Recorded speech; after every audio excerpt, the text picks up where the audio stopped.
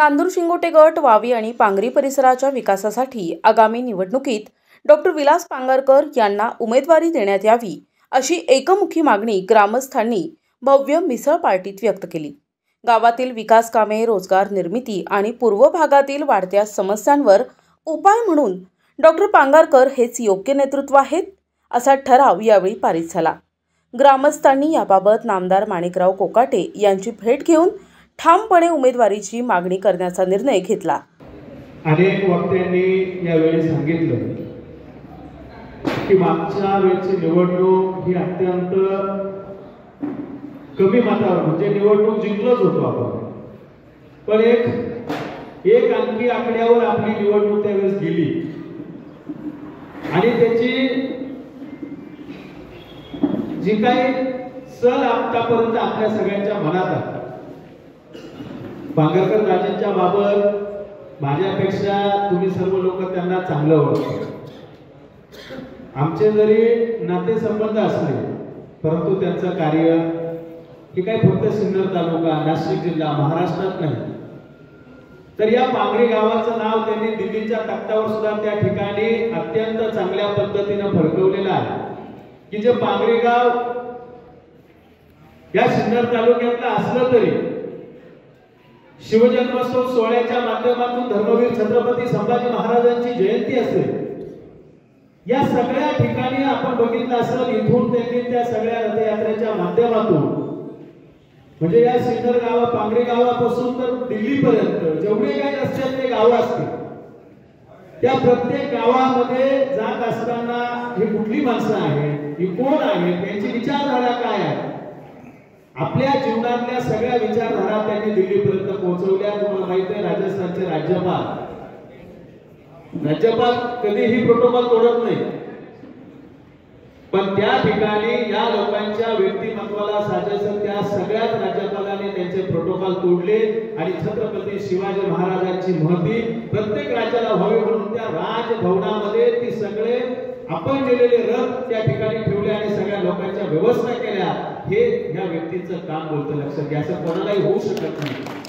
आणि ते काय माझे नातेवाईक आहे म्हणून मी बोलत नाही, जे सत्य आहे ते मांडलं पाहिजे, जे सत्य ते लोकांपर्यंत नेलं पाहिजे आणि त्या भावना लोकांपर्यंत रुजून आता तुम्हाला सगळ्यांना आपल्याला प्रत्येकाला आपल्या घरी सकाळचा नाश्ता मिळतो, जेवण मिळतं, मिसळ हे निमित्त असतं, लक्षात घ्या, पण आपल्या माणसाने आपल्याला आवाज दिला, आपल्या माणसाने आपल्याला बोलवलं तर आपल्या सुखदुःखात येणाऱ्या माणसासाठी आपण त्या ठिकाणी गेलं पाहिजे या नैतिकतेतून आपण लोक इथे जमलेलो आहोत।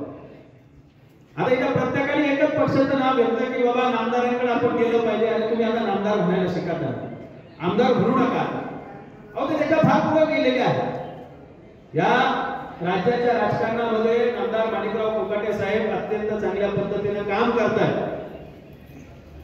त्यांचा स्वभाव थोडा वेगळा आहे, त्याच्यात त्यांना अडचणी पण येतात।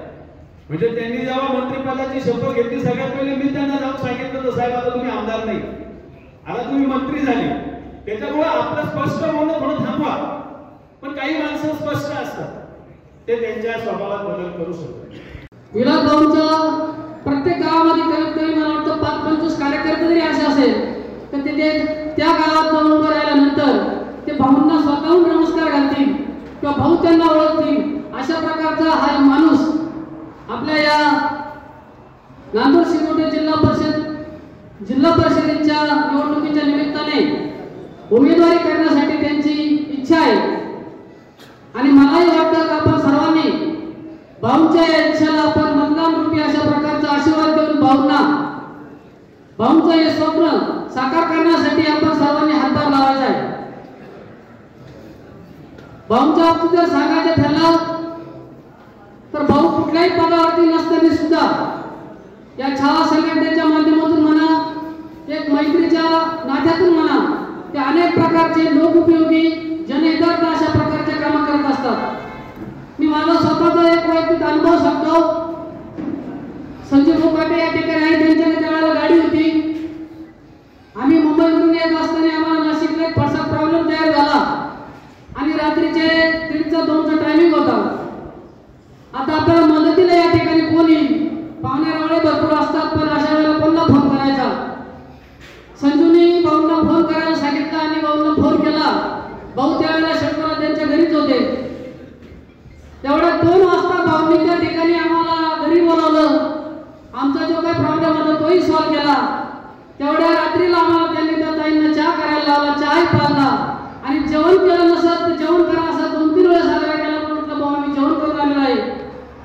अनेक असा माणूस तर जो माणूस आपल्याला निम्या रात्री जरी गेला तर आपल्या मदतीला धावला पाहिजे, अशा माणसाच्या पाठीमागे आपण उभं राहिलं पाहिजे.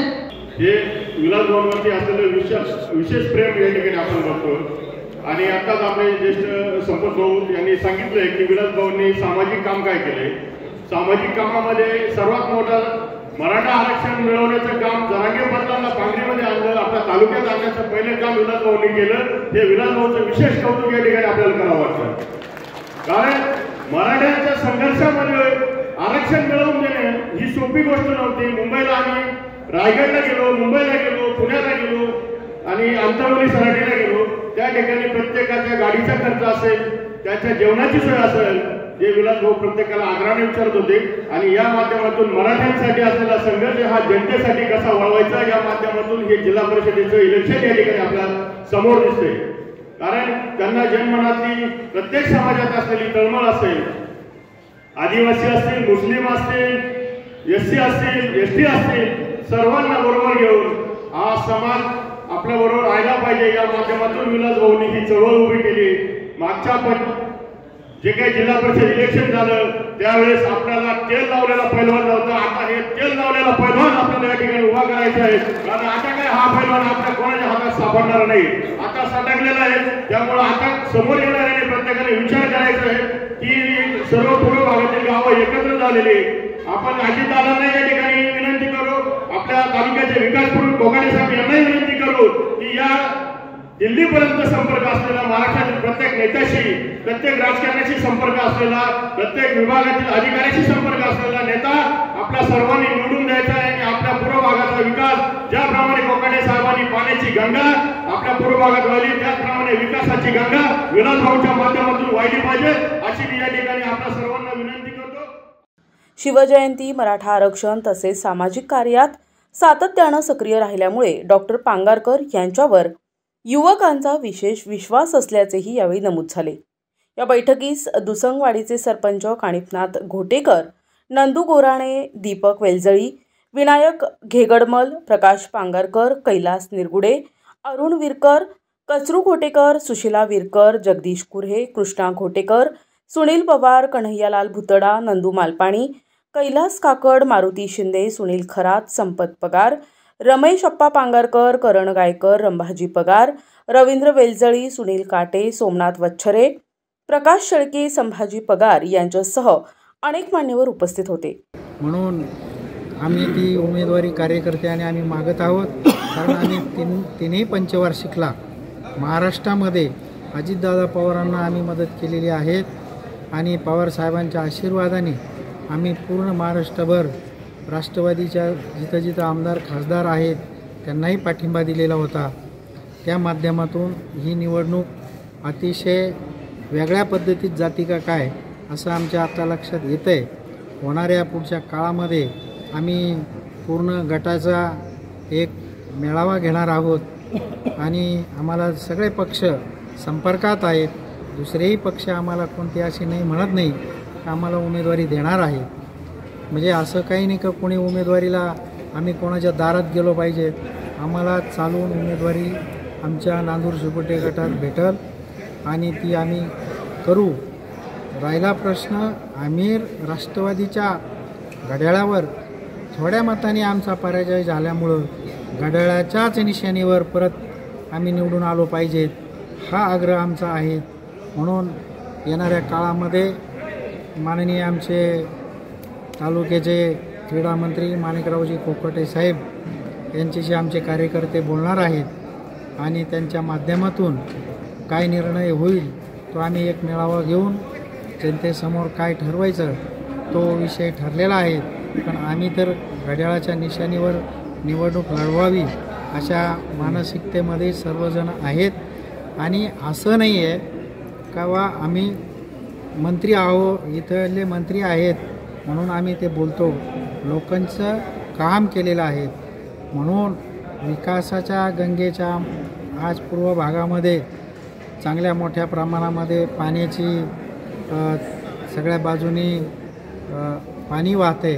ते पाणी वाहण्यासाठी सुद्धा आम्ही 38 गावाचा ठराव घेऊन आम्ही त्याचा पाठपुरावा केलेला होता.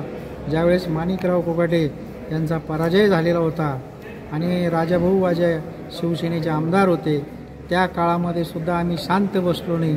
तर आम्ही संघटनेच्या माध्यमातून हे काम केलेलं आहे आणि माननीय कोकटे साहेबांनी मंत्री झाल्यावर या तालुक्यामध्ये चांगला काळापालट केलेला आहे आणि कार्यकर्त्यांना किती दिवस आपण उन्हात ठेवायचं हा संदेश घेऊन आम्ही जिल्हा परिषदला ठामपणे उभं राहणार आहोत.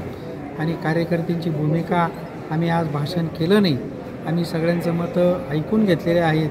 पण पुढच्या येणाऱ्या काळामध्ये आम्ही मोठ्या संख्येने महिला कार्यकर्ते, ज्येष्ठ नागरिक यांच्या विचाराने, आशीर्वादाने पुढची वाटचाल आपली होणार आहेत.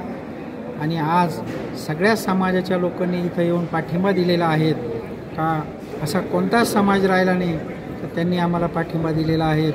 12 बलुतेदार जातीच्या सर्व समाजाच्या लोकांनी व्यासपीठावर येऊन आम्हाला या उमेदवारीला पाठिंबा दिलेला आहे. यांच्या भावना लक्षात घेऊन ही उमेदवारी आमची होणार आहे. बैठकीच्या शेवटी सर्व ग्रामस्थांनी ठाम भूमिका घेतली की या निवडणुकीत उमेदवारी फक्त डॉक्टर विलास पांगारकर यांनाच मिळाली पाहिजे. यासाठी ग्रामस्थ कुठलीही किंमत मोजण्यास तयार आहेत.